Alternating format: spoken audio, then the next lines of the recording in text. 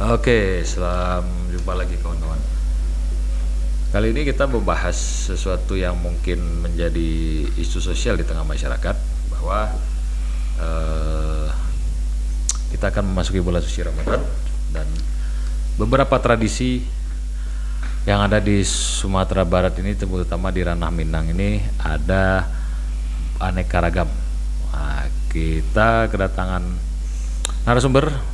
Namanya siapa, Bang? Mohon maaf. Tommy Hendra. Bang Tommy. Iya. Berarti abang ini apa ya? Akademisi atau? Akademisi tepatnya. Lebih akademisi. Ya. Beliau akademisi yang cukup concern menyoroti itu ya, Bang ya? Iya, Mas. Oke. Terkait dengan fenomena sosial yang terjadi di tengah-tengah masyarakat gitu kan. Kita kan mau masuk Ramadan ini, Bang. Nah, iya, Mas. Di mana-mana, hampir semua, mungkin seluruh daerah lah ya. Iya. Sebenarnya ada istilahnya yang namanya Balimau. Iya. Nah, esensi dari sebelum ke situ, itu Balimau itu apa sih sebenarnya, Bang? Kalau dari segi sudut pandang Bang Tommy ini. Ya, kalau kita lihat Balimau itu, ini kan sebuah tradisi yang sudah kita terima secara turun-temurun dari nenek moyang kita ya, Mas. Yang mana Balimau ini dilakukan menjelang bulan suci Ramadan biasanya. Nah, itu dari beberapa literatur mengatakan bahwasanya Balimau itu dilaksanakan di sungai atau di air terjun, di air yang mengalir. Dan dilengkapi atau menggunakan rempah-rempah seperti jeruk nipis dan bunga rampai. Nah, itu tujuannya sebagai pembersih lah itu, Mas Donald. Membersihkan. Lahiriah ya. Lahiriahnya, gitu. Berarti ini sudah menjadi budaya lah ya, katakan begitu. Ya, di satu sisi bisa kita katakan seperti itu, Mas Donald. Budaya di ranah Minang sendiri, dimana itu tadi ya, kalau secara make sense-nya itu adalah pakai ramuan, rempah-rempah seperti itu, daun-daunan. Itu sebenarnya kan memang untuk bersih-bersih lah ya. Bersih-bersih. Dan biasa dipakai itu ya, bahan-bahan itu. Nah, berarti itu dilakukan menjelang Ramadan. Menjelang Ramadan. Selalu ya. Yeah. Selalu. Dan itu kan sudah secara turun-temurun diterima di kalangan masyarakat gitu.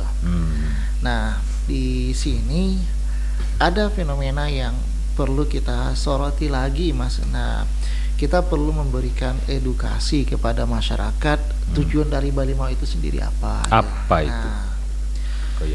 Nah, itu kalau yang sering kita dengar, nih mau Ramadan nih, Mas. Nih kemana Balimau? Nah, Balimau itu kan berusaha membersihkan diri. Nah, tetapi kalau kita lihat dari esensinya, Balimau itu yang dimaksud secara kebiasaan bukan hanya sebatas pada mandi, pergi ke tempat pariwisata, objek-objek wisata. Nah, inilah yang terjadi saat sekarang ini. Kebanyakan orang kemana Balimau? Pergi tempat wisata, mandi di sungai, mandi bersama-sama. Nah, kalau kita lihat seperti itu, ini sebenarnya bukan Balimau jadinya, Balunau, Mas. Balunau. Jadi masih bercampurnya antara laki-laki dengan perempuan yang bukan muhrim. Padahal esensinya kita ingin Balimau, ingin membersihkan diri. Nah, kita tidak menyalah artikan Balimau itu pergi tempat wisata, tetapi kita harus melihat yang tujuan kita itu membersihkan. Seharusnya kita ketika kita pergi ke tempat-tempat wisata, kita jangan sampai terjadi percampur bauran. Nah, yang dalam pandangan agama seharusnya ketika kita akan menjelang bulan suci Ramadan, yang harus kita bersihkan itu kan hati kita sebenarnya, Mas. Bagaimana kita membersihkan hati kita dari sifat iri dengki, sifat gitu. Negatif lah ya. Sifat negatif. Selama ini kalau kita ada salah sama orang, kita minta maaf. Dan kita juga harus membersihkan diri kita dari satu penyakit itu, Mas, yang mungkin sulit juga diobati, yang namanya penyakit SMS itu, Mas. SMS ini yang sering melekat di kita lah, yaitu susah melihat orang senang orang melihat susah gitu. Nah, inilah yang harus kita bersihkan. Kemudian kita buang seluruh sifat-sifat perilaku yang buruk, kemudian kita ganti dengan perilaku yang baik. Kita niatkan kita masuk bulan suci Ramadan dengan hati yang bersih, dengan niat yang yang baik, kemudian kita bisa melaksanakan ritual-ritual keagamaan kita seperti puasa di siang hari, melaksanakan qiyamul lail di malam hari gitu. Berarti kalau Bali Mau itu kan kebanyakan yang terjadi sekarang kan mandi di sungai kan. Dan belakangan ini terjadi, dewasa ini terjadi misalnya sama pasangannya misalnya kan, yang belum ada ikatan resmi lah secara itu, Mas, halal gitu ya. Itu yang terjadi belakangan ini. Ini fenomena yang terjadi gitu. Padahal kalau kita lihat kepada tujuannya itu untuk membersihkan diri dari kesalahan serta untuk memperkuat spiritual kita, Mas. Serta dapat juga menghilangkan apa yang menjadi beban pikiran kita. Berarti itu kan sebenarnya Bali Mau itu kan hanya untuk mandi, Mak. Mandi kan sebenarnya kan. Mandi Bali Mau kan? Mandi Bali Mau sebenarnya kan mandi menggunakan limau. Kalau yang terjadi, yang kita dengar atau yang pernah dialami oleh tetua kita dahulu gitu kan, mandi dari limau, dan esensinya adalah membersihkan lahiriah dan juga membersihkan batinnya kita. Tapi membersihkan batinnya itu seharusnya ya sifat-sifat buruk kita tadi yang harus kita bersihkan, Mas. Tapi kenapa mandi ke sungai? Nah, itu orang menganggapkan dengan mandi ke sungai itu kan air yang mengalir. Nah, dilarung lah gitu ya. Larung ya kalau itu bahasa Jawanya. Jadi segala kesalahan kita atau dosa itu ngalir gitu. Tapi ya itu tadi, ketika banyak yang terjadi ketika Bali mau ke tempat-tempat wisata atau ke tempat sungai-sungai besar gitu kan. Muda-mudi di situ gitu. Itu pula kesempatan mereka gitu. Bukannya membersihkan diri, tapi justru menceburkan lagi ke lembah-lembah yang itu bertentangan dengan nilai-nilai agama kita. Iya. Oke. Berarti kalau dilihat dari gimana ya? Bali Mau. Ya kan itu kan suatu kebiasaan ya atau budaya di daerah Melayu lah katakanlah gitu ya. Kita belakangan ini sehari menjelang puasa. Sehari menjelang puasa. Esensinya untuk membersihkan diri. Sebenarnya dia untuk membersihkan lahiriah sebenarnya batiniah ya. Batiniah kita. Kalau yang belakangan ini yang terjadi menurut Bang Tommy? Dari beberapa fenomena yang saya lihat di tengah-tengah masyarakat itu memang ini pertama kita soroti yang dari aspek muda-mudinya. Nah, ini kan sangat antusias kemana Bali Mau, pergi wilayah A lah atau objek wisata A. Nah, akhirnya mereka yang muda-muda ini kan pergi berpasangan, sementara mereka dalam konteks agama mereka bukanlah pasangan yang sah gitu. Nah, itu kan nanti dalam ketika pergi di tempat Bali Mau itu banyak hal yang terjadi dalam tanda petik perilaku yang tidak sesuai. Dalam tidak sesuai artinya di sini ya kalau udah lawan jenis bertemu gitu, siapa ya? Tapi kan katanya penutupan itu, Bang. Besok puasa nih, dosa kita hilang, dihapus nih. kenapa tidak sekalian gitu loh. Maksudnya kita akan melakukan puasa, di bulan puasa itu kan semua dosa dihapuskan ya kan, diampuni gitu kan. Ya udah sekalian aja sekarang dulu kita bikin dosa dalam kutip ini. Nah, prinsip seperti itu yang nggak boleh kita terima ya Mas, karena menjelang bulan suci Ramadan itu sesuatu yang suci, sesuatu bulan yang penuh berkah, bulan yang penuh ampunan. Sebelum masuk itu kita juga harus berusaha membersihkan diri kita dulu. Bahkan sebelum datangnya bulan Ramadan itu kita juga sudah diminta untuk mulai belajar. Sebelum datangnya bulan puasa kita sudah dianjurkan untuk senantiasa ya setidaknya puasa Senin Kamis dulu, meningkatkan amal ibadah Rajab kita, gitu ya di bulan Rajab itu. Jadi kalau fenomena ini memang yang lumrah terjadi ya. Nah lalu kita kalau sebagai masyarakat bagaimana menyikapi itu sebenarnya Bang?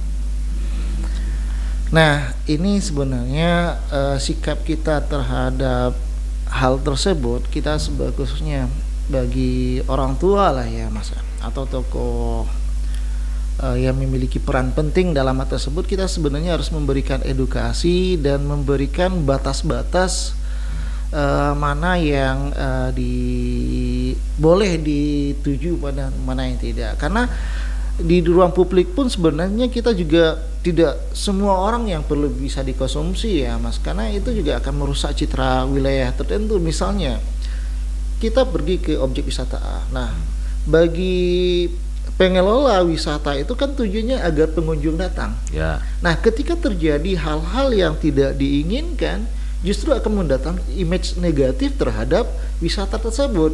Bukannya orang semakin datang banyak, tapi justru semakin wah nggak suka, nggak bagus sana. Kenapa? Karena nah itu tempatnya bla bla bla gitu. Berarti kalau untuk Bali Mau kita harus idealnya harus ngapain ini sebenarnya?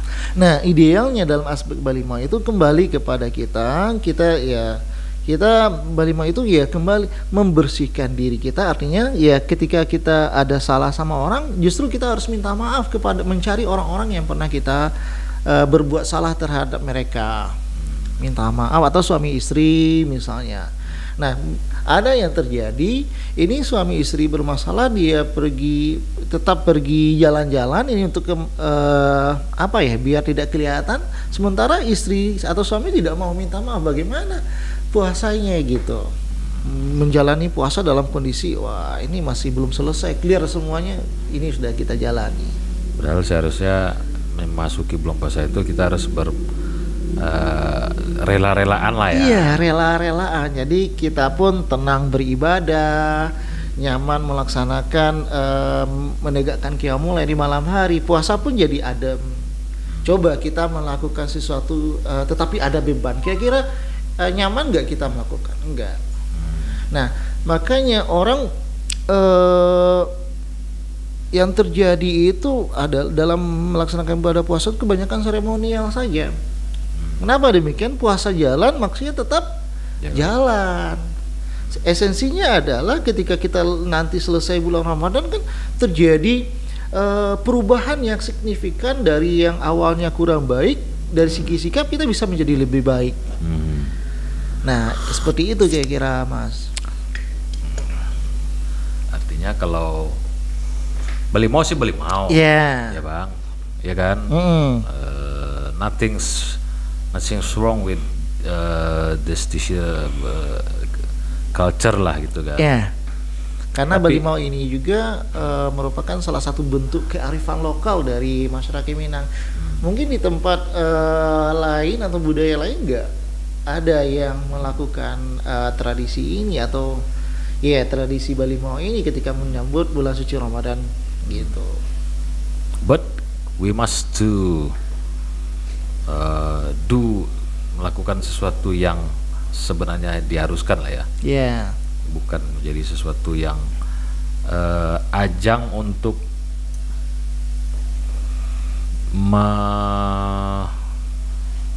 praktek-praktek yang dalam tanda kutip tidak baik lah gitu. Iya.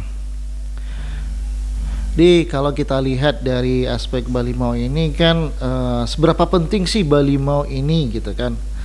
Nah ini kan merupakan cara spiritual ya untuk memperkuat spiritual dan menghilangkan stres serta membersihkan diri dari kesalahan atau dosa. Nah ini kalau ditanya seberapa penting. Terus kalau kita lihat ada beberapa aspek yang bisa kita lihat dari Balimau ini. Pertama aspek spiritual. Nah ini yang pertama. Dalam aspek spiritual ini yaitu pertama pembersihan. Kita membersihkan diri. Ya seperti yang kita sampaikan tadi. Yang kedua memperkuat spiritual kita. Ya ketika seluruh beban atau kesalahan-kesalahan kita lepaskan, pasti kita akan semakin motivasi kita untuk beribadah itu akan semakin meningkat, Mas.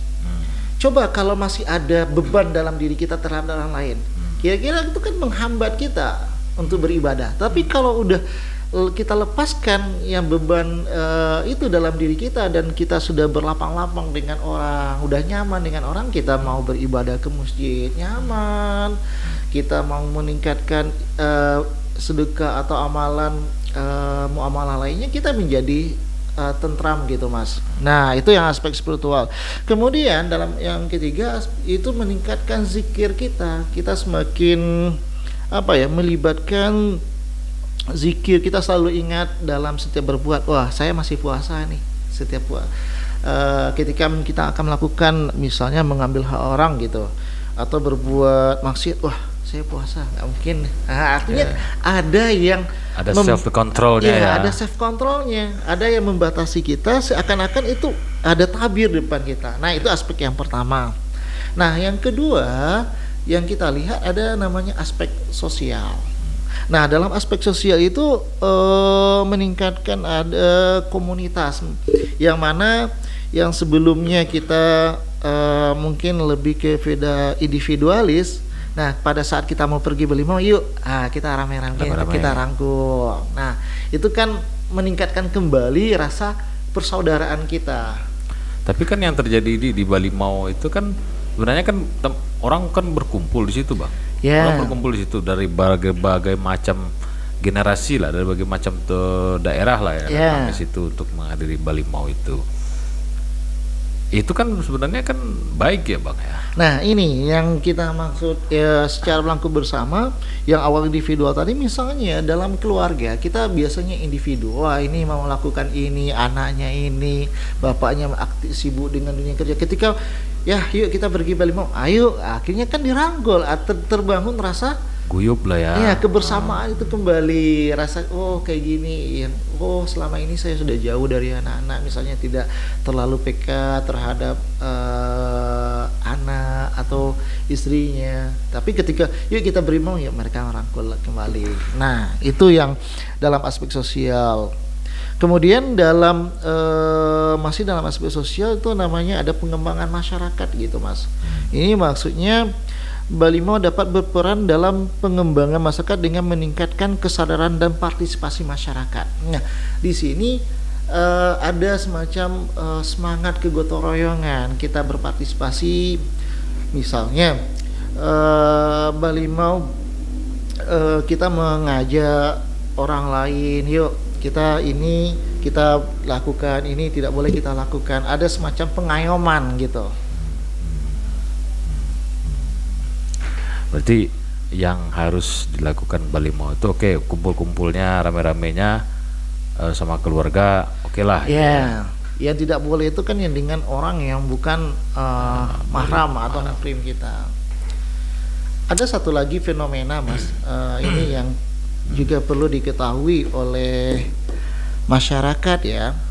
Efek dari pergi kumpul mandi di tempat yang bersama itu, ini kita dapatkan dari salah seorang penceramah ya, ketika kita mendengarkan khutbah Jumat di minggu yang lalu. Ada seorang gadis yang dikabarkan atau dia hamil. Dia hamil, padahal gadis ini tidak punya pacar, tidak pernah melakukan hubungan suami istri.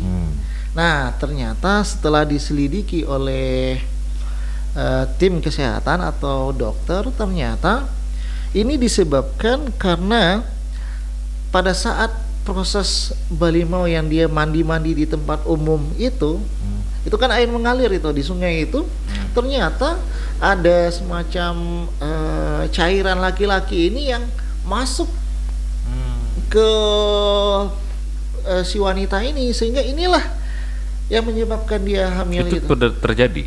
Iya, itu pengakuan dari salah seorang dai pada Jumat kemarin yang saya dengar itu. Nah, ini kan bahayanya gitu. Nah, ketika kita lagi asik, anak-anak perempuan kita mandi, kemudian itu mengalir dengan air, ya kita nggak tahu juga, qadarullah, takdir juga masuk, akhirnya itu menjadi buah bagi si perempuan, hamil dia. Nah, kalau sudah seperti itu, siapa yang kita salahkan? Nah, ini makanya balimau itu kita harus lihat, ya memang tujuan kita membersihkan diri, tapi tidak harus terjadinya percampuran antara yang laki-laki dengan perempuan. Padahal dalam agama sendiri mengatakan kita ingin membersihkan diri, tapi kenapa kita awali dengan perbuatan yang bertentangan nilai ibadah? Oke, ya. Oke, tuh. Ya juga sih. Ada lagi, Bang? Ditambahkan? Kita lanjut ya, tadi dalam aspek sosial. Sekarang kita lihat dalam aspek budaya ini, Mas.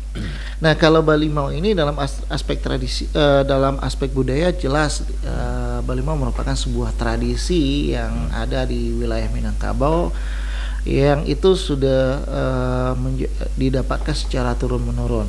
Nah, itu.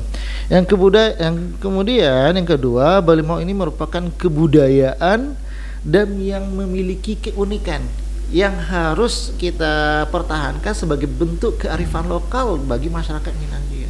Jadi kita juga harus mempertahankannya sebagai bentuk kearifan lokal. Local wisdom ya. Local wisdom yang selanjutnya ini bahagian dari pelestarian budaya. Ya, dampaknya apa nanti ketika hadirnya tempat itu kan mendatangkan income juga bagi wilayah kita. Ya. Dan juga terakhir dalam aspek psikologis ya, Mas, itu dengan pergi balimau ya identiknya ini kan pergi jalan-jalan ya, itu dapat mengurangkan stres kita.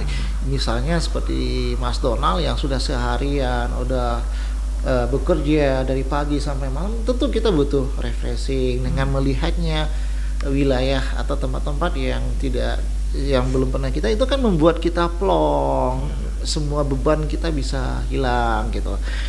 Kemudian dapat meningkatkan kembali kesadaran diri kita bahwasanya masih banyak hal lain yang belum kita optimalkan, sehingga ada energi positif yang bisa kita hadirkan. Nah, dan juga dapat pengembangan diri kita dengan melihat wilayah baru, tempat-tempat baru akan menghadirkan imajinasi dan ide-ide baru. Oh ya, ini bisa saya kembangkan. Oke. Berarti sebenarnya tidak ada yang nothing wrong with dengan balimau, kan? Tapi cara kita untuk melakukannya itu ya. Harap kembali ke ininya ya, ke relnya ya seharusnya. Balimau itu kan dalam tujuannya itu kan untuk membersihkan diri kita. Nah, agama kan juga menganjurkan kita untuk membersihkan diri kita, baik secara lahir maupun secara batinnya. Iya. Bang, terima kasih banyak, Bang. Oke, Mas. Waktunya kita berdiskusi ringan lah ya. Iya, Mas. Hari ini semoga menjadi faedah untuk para kawan-kawan semua. Kita jumpa lagi di episode selanjutnya.